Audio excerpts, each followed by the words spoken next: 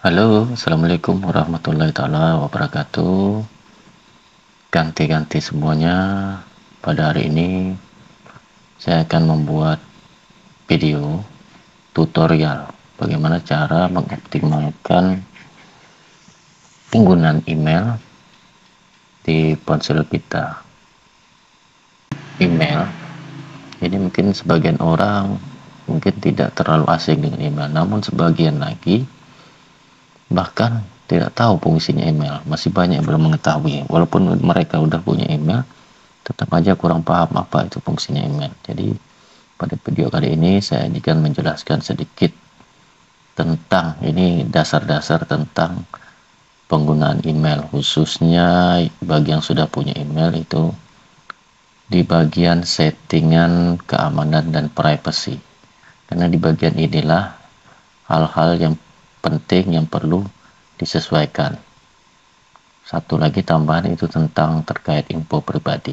Jadi bagaimana caranya memaksimalkan penggunaan email kita. Yuk mari sama-sama kita lihat video tutorial ini.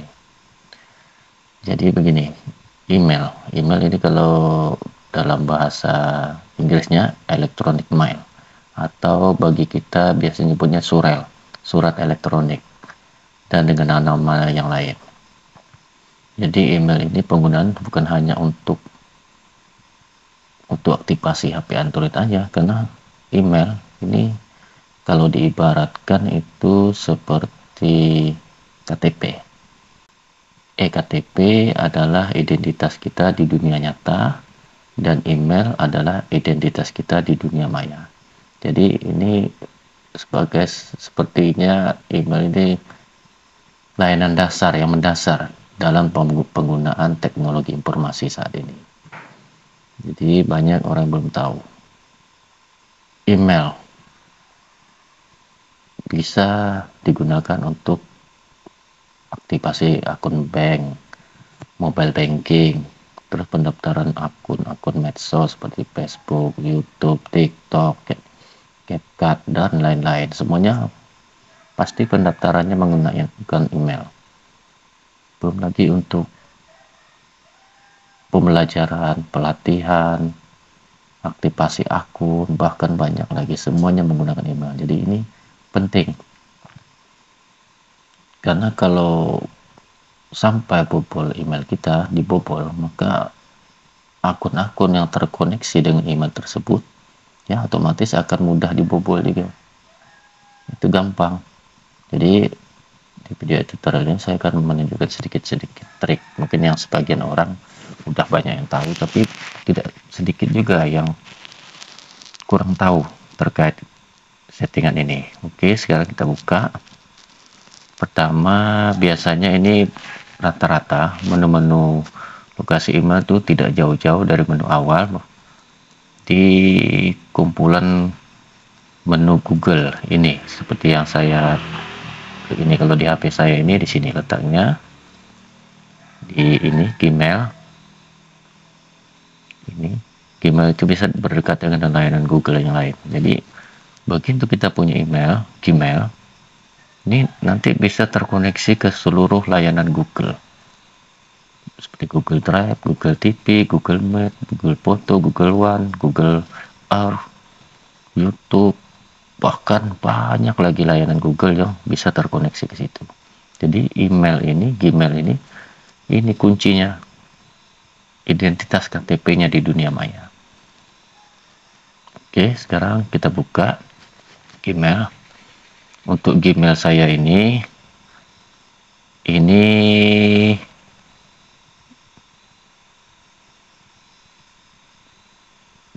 terkoneksi, ada dalam satu akun Gmail saya ini terdiri atas beberapa email. Kenapa? Ini ada tujuannya, karena saya dalam akun Gmail saya kurang lebih ada lebih dari 5. Nah, ini saya bukan untuk penggunaan apa-apa, karena saya untuk memaksimalkan Google Drive, karena seperti kita ketahui Google Drive hanya mensupport sampai 15 GB, karena email saya gunakan untuk membackup data. Jadi kalau Gmail yang satunya, drive yang satunya, akun drive yang satunya penuh 15 GB, saya masuk menggunakan akun Gmail Google lainnya. Ya makanya saya membuat akun lebih dari 5. Itu juga terkoneksi juga dengan akun-akun YouTube dan channel-channel YouTube yang lain. Oke, sekarang gimana? Udah dibuka menu Gmailnya. Setelah buka, ini klik kelola akun Google Anda. Itu ada foto profil, ada alamat email kita, klik kelola akun Google. Di tampilannya di sini ada beranda, info pribadi, data privacy, keamanan, orang berbagi, dan pembayaran langganan. Jadi yang perlu saya sampaikan saat ini terkait info pribadi. Nah, di settingan info pribadi ini, pastikan tidak semua data info pribadi kita diekspos ke dunia maya. Itu yang pertama. Data yang perlu kita sembunyikan, yang tidak perlu kita tampilkan untuk umum. Pertama, tanggal, bulan, dan tahun lahir. Kenapa? Karena ini data sensitif berkaitan dengan kartu kredit, akun bank, ini untuk kode verifikasi tempat, tanggal, dan bulan tahun lahir ini, termasuk terus info kontak, jangan ditampilkan. Terus selanjutnya nomor ponsel. Nah, jadi ini penting, karena kalau tidak disembunyikan maka akan tampil terbuka untuk umum. Yang kedua, privacy. Nah, pastikan kalau kita tidak membutuhkan data-data yang berhubungan dengan histori berkaitan yang bisa mengakses privasi data kita, abaikan saja. Tapi karena saya menggunakan ini data privasi ini memang untuk kegiatan lain seperti penggunaan lini masa, aktivasi web dan aplikasi, maka saya aktifkan. Namun dengan pembatasan, tidak semuanya bisa saya tampilkan. Nah, khususnya ini mungkin yang sering login Gmail di fasilitas umum, misal di warnet atau di komputer yang dipakai bersama, itu ada baiknya jangan terlalu dibuka privasinya di settingannya. Jadi di sini opsinya banyak. Pertama, hal-hal yang telah Anda lakukan dan tempat yang pernah Anda kunjungi. Ini kalau Anda mau setting privasi, sembunyikan saja. Nonaktifkan lini masa. Karena saya butuh ini ya saya aktifkan. Soalnya nanti ini akan terdata kemana saja kita pergi. Terus di bidang keamanan,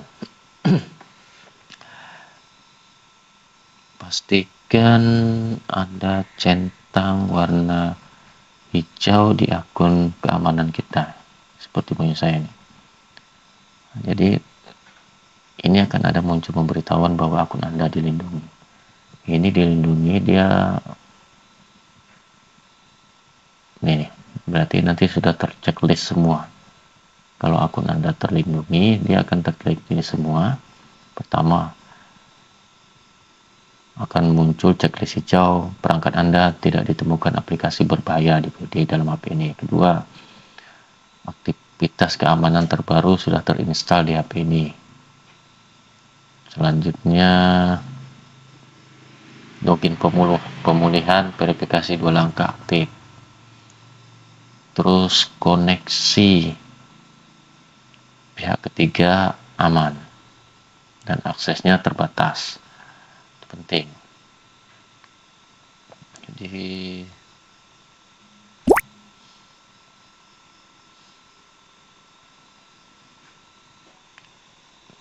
terus ini saran untuk keamanan, pastikan verifikasi 2 langkah untuk mengakses akun Gmail ini diaktifkan. Tujuannya agar akun perangkat kita tidak mudah dibobol. Misalnya verifikasi 2 langkah menggunakan sidik jari, wajah, bahkan kunci layar. Misal kita mau login di HP yang satunya, kita aktifkan verifikasi 2 langkahnya ke email yang satu. Jadi begitu ada yang mau login, nanti akan muncul notifikasi atau pemberitahuan ke ponsel kita atau ke email yang lain bahwa ada yang berusaha masuk ke akun kita. Nah, begitu kita tolak, maka mereka tidak akan bisa masuk. Itu pertama. Kedua, aktifkan juga kode keamanan sekali pakai. Ini kode keamanan sekali pakai ini begitu ada masalah terjadi dengan akun Google kita bisa aktifkan. Jadi jika lupa sandi, lupa login atau apa dan lain-lainnya, pilih menggunakan kode keamanan. Jadi kode keamanan ini digunakan hanya sekali pakai. Nanti akan berubah lagi setiap 15 menit kode ini. Nah, itu. Selanjutnya sandi. Pastikan sandi itu memuat karakter yang tidak mudah ditebak. Contoh, jangan sandi 1, 2, 3, 4, 5, 6, 7, 8, 9 atau sandi ulang tahun kita atau istri atau anak kita, karena itu bisa ditebak. Jadi kalau bisa buat karakter khusus. Pertama, misal ada huruf besar, ada huruf kecil, ada karakter khusus, ada angka.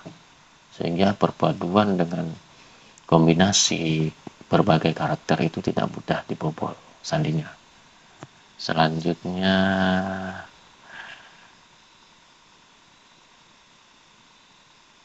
perintah Google. Nah, ini biasa kunci sandi untuk mengkonfirmasi bahwa ini memang Anda. Itu biasa akan terkonek ke akun yang lain. Terus satu yang tidak kalah penting lagi, nomor telepon pemulihan. Misal ketika kita menggunakan verifikasi 2 langkah gagal, masukkan sandi gagal, pakai kode keamanan gagal, nanti akan ada kode pemulihan yang akan bisa dikirim ke nomor ponsel kita. Nah, ini. Nah, jadi nanti ada kode, begitu kita klik lupa sandi, kirim kode pemulihan ke nomor HP, nanti ada kode masuk melalui via SMS atau WA ke nomor HP kita. Kita masukkan kode itu, langsung setting ulang sandi, aman. Kedua, ini menggunakan email pemulihan. Nah, ini pastikan setiap akun email Gmail kita ada akun pemulihan email yang lain. Misal bisa menggunakan email istri atau email cadangan kita yang lain.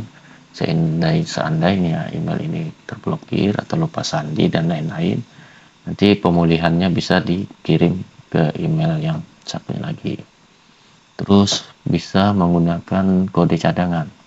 Kode cadangan ini jika langkah-langkah di atas jalan alternatif lain yang gagal, bisa menggunakan kode cadangan ini. Nah, itu. Terus ada lagi opsi lain lagi, menggunakan aplikasi autentikator. Nah, ini jadi semacam autentikator, pemberitahuan ke aplikasi bahwa ada login. Nah, kan terus ada tambahan lagi nomor telepon verifikasi 2 langkah cadangan. Terus satu lagi, ini tidak kalah penting, pastikan fitur cari perangkat yang hilang aktif. Nah, ini seandainya semua langkah di atas sudah kita lakukan, ternyata HP kita hilang, toh belum tidak ketemu di mana, ya, aktifkan cari perangkat yang hilang. Nanti di situ kita akan mengetahui di mana HP kita, terus bagaimana menghapus data yang di HP itu agar tidak mudah digunakan orang. Seandainya tidak bakal ketemu lagi, logout akun Google Anda dari HP itu, terus hapus data semua di situ agar tidak dipajak orang lain. Terus hubungi operator menggunakan nomor SIM yang ada di HP tersebut. Ini tinggal aktifkan, lanjutkan ke akun Google, Nanti otomatis nanti dia menelpon sendiri. Nomor tersebut akan menelpon operator. Nah, ini untuk keamanan. Terus pastikan juga ini aplikasi-aplikasi layanan pihak ketiga yang terkoneksi dengan Gmail kita itu aman. Cek kalau kira-kira itu akun itu janggal atau aneh, hapus dari koneksi Google Gmail. Kalau kita tidak pernah merasa membuat koneksi Gmail kita ke akun-akun aplikasi yang lain, hapus. Kalau saya ini banyak ini yang sudah terkoneksi, karena memang itu benar saya yang melakukan, tidak masalah. Tapi kalau Anda tidak merasa bahwa itu bukan Anda yang melakukan, lebih baik hapus. Nah itu, hapus.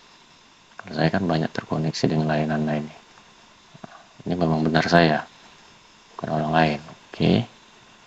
Selanjutnya, safe browsing. Browsing aman, aktifkan. Ini pilih browsing disebutkan untuk akun Anda. Ini aktifkan. Ini nonaktif, keep on, aktifkan. Oke. Selanjutnya bisa melakukan pemindaian juga. Terus kelola sandi,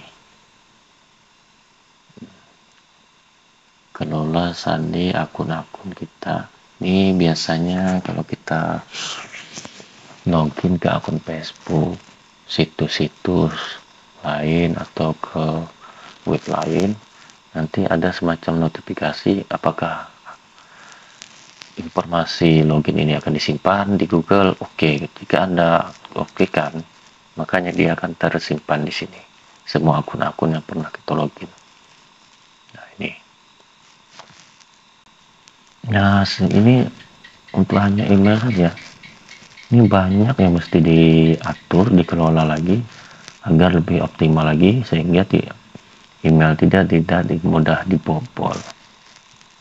Seperti kita ketahui sekarang ya, banyak modus-modus penipuan, pembobolan yang sedang marak saat ini. Bahkan lebih parahnya lagi, yang bisa melakukan pembayaran sendiri menggunakan akun Google kita dan terkoneksi dengan akun bank dan nomor HP, sehingga tiba-tiba ada tagihan atau pulsa, utang pulsa. Ini bisa saja terjadi karena secara tidak langsung kita pernah mungkin mengaktifkan koneksi aplikasi lain ke akun Google Play. Nah itu salah satunya lagi tuh. Jadi ini menu utama akun Google ini beranda, info pribadi, privacy, keamanan, orang berbagi, dan pembayaran langganan. Nah ini biasa kalau tidak hati-hati ini bisa melakukan pembayaran otomatis kalau salah setting. Di email ini bukan hal-hal baru lagi, memang dulu sudah ada, cuman hanya penggunaannya belum optimal. Kebanyakan dari kita maklum seperti orang-orang yang masih terlalu awam, ya seperti contoh beli HP terus tidak punya email dibuatin oleh konter, terus kita tidak dikasih password akunnya, nama usernya mungkin kita tahu, cuma login sekali di HP, begitu kita lupa password, diblokir, kita mau pemulihan akun, sedangkan data akunnya dikonter, kan repot. Nah, kalau kita bisa mengelola sendiri, kita tidak perlu lagi minta bantuan konter untuk membuat email, agar email tersebut bisa kita kelola sendiri. Saya rasa sekilas ini saja terkait optimalisasi penggunaan Gmail atau email di HP kita. Bukan mungkin lagi, ada banyak jenis email, layanan email yang ada di saat ini seperti Yahoo, Gmail, dan lain-lain. Tapi karena saya fokusnya lebih ke Gmail, karena ini email sejuta umat, semuanya mayoritas Android dan orang umum banyak menggunakan Gmail. Karena Gmail ini fungsinya bukan hanya sekedar untuk email, tapi juga bisa terkoneksi ke akun-akun Google lainnya. Ada banyak akun Google yang bisa kita manfaatkan. Jadi untuk nanti akan saya jelaskan lebih lanjut lagi terkait dengan layanan-layanan Google lainnya. Ini hal yang paling mendasar, email. Ini ada banyak lagi aplikasi lain lagi yang berhubungan dengan Gmail, berhubungan dengan Google.